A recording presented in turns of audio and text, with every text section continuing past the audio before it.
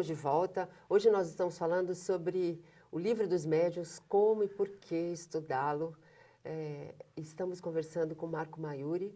Mas antes de nós retomarmos essa nossa conversa, que é uma conversa muito importante, gostaríamos de lembrar você que você pode colaborar conosco. Se você tem o desejo, a vontade de auxiliar, não pode, porque tem outros compromissos, mas da sua casa você pode nos auxiliar a chegar a lugares mais distantes, a pessoas que não têm, como nós, a bênção do consolo, da informação, da orientação. Você pode se associar ao Clube Amigos da Boa Nova, 0800 12 18 38, para que nós cheguemos com mais qualidade, tenhamos instrumentos adequados a chegar a essas pessoas, né? Toda uma aparelhagem importante para que nós consigamos chegar a esses lugares. 0800 12 18 38 é o telefone que você pode se associar ao Clube Amigos da Boa Nova. Agradecemos a sua colaboração. Bom, Marco, a gente falando de animismo, a gente já falou também em outro programa, mas acho que é interessante porque é uma coisa que as pessoas ainda têm uma dificuldade de lidar com isso, né? Qual é a diferença de animismo e mistificação? O Livro dos Espíritos, o Livro dos Médiuns, eu cismei com o Livro dos Espíritos, né? O Livro dos Médiuns nos esclarece. Esclarece isso, né? Quando o médium ele entra numa certa perturbação e percebe que não está mais captando o que ele deseja captar dos espíritos e de maneira desonesta, ele acaba mistificando. Isso acontece muitas vezes com aqueles médiuns que não têm um preparo espírita, vamos dizer assim, porque médiuns existem em várias crenças, né? Uhum. Espiritualistas, por exemplo, também são médiuns, mercantilistas da mediunidade, né? Tem de tudo, não é? Mas, sem dúvida nenhuma, o animismo, ele, como nós falamos, ele faz parte da atuação do médium também.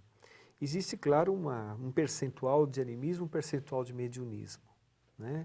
Se o médium, como nós citamos em outro programa, 90% é uma mediunidade gloriosa de mediunismo, 10% de animismo, né? Agora, quando abaixa de 50%, né, de animismo, de mediunismo e mais animismo, aí já começa a ficar um pouco preocupante, o médium precisa se vigiar um pouco mais, estudar um pouco mais, né? O que acontece é que muitos médiuns querem ter muitas mediunidades e quem escolhe a mediunidade não é o médium, é a espiritualidade. O médium tem que procurar ser um bom instrumento. De acordo com a tarefa, os espíritos vão escolhendo a mediunidade, né? Eu vejo por mim mesmo, por exemplo, no início tinha muita psicofonia.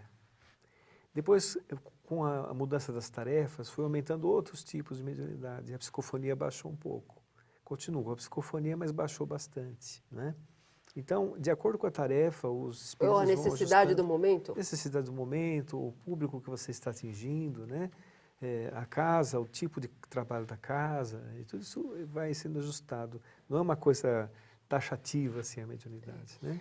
Estudando o Livro dos Médiuns, nós podemos distinguir quando o Espírito está nos trazendo uma mensagem adequada. Por exemplo, devemos acreditar em todos os Espíritos.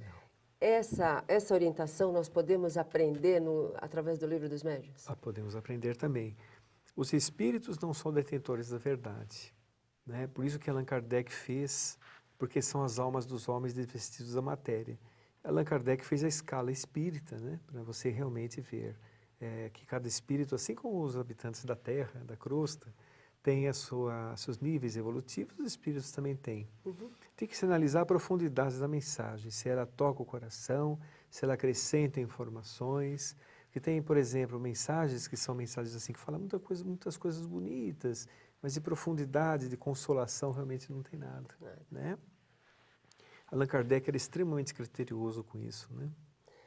Outra coisa, como identificar se nós estamos sendo influenciados por espíritos ou se aquele comportamento que nós estamos tendo é nosso próprio, por algum desequilíbrio, por desconhecimento, enfim, né? o estudo nos dá uma maior segurança para isso? Principalmente no livro dos médiuns, tá? Também, né? No caso da mediunidade, Allan Kardec, ele criou um capítulo especial que fala a respeito de obsessões na mediunidade, né? Como sendo a fascinação, por exemplo. Uhum.